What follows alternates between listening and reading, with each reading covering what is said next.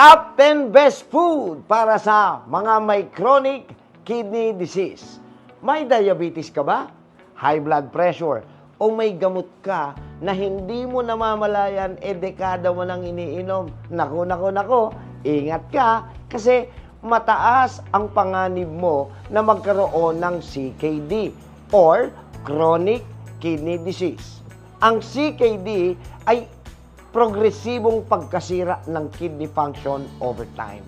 Kapag ito ay nasira, ay hindi na nito kayang mag-filter ng waste at excess fluid sa dugo.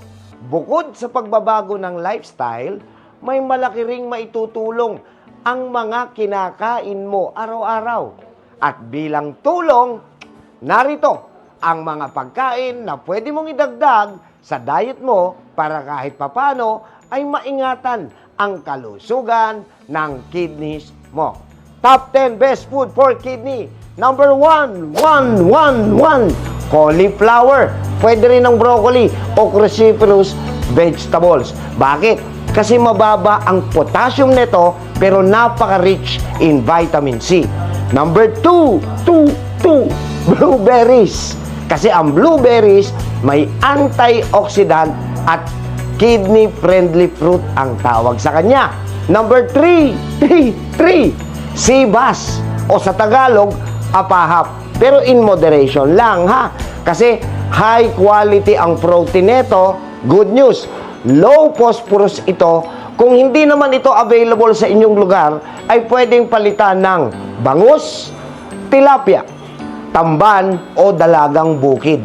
Iwasan din na iprito ito para makaiwas sa kolesterol. Pwede siguro mga steam. Number 4, red grapes. Sarap.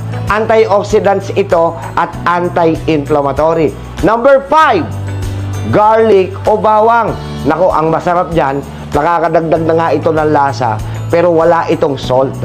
Di ba? Number 6, egg whites. Okay, protein source with low phosphorus po ito. Number 7, olive oil. Bakit? Healthy fat po ito at kidney friendly. Number 8, cabbage. Ang Tagalog niyan ay repolyo. Bakit? Low potassium, good for detoxification.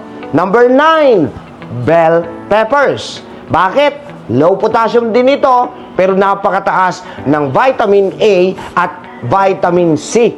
And last but not the least, number 10, onions o ano ba tagal ng onions? Sibuyas!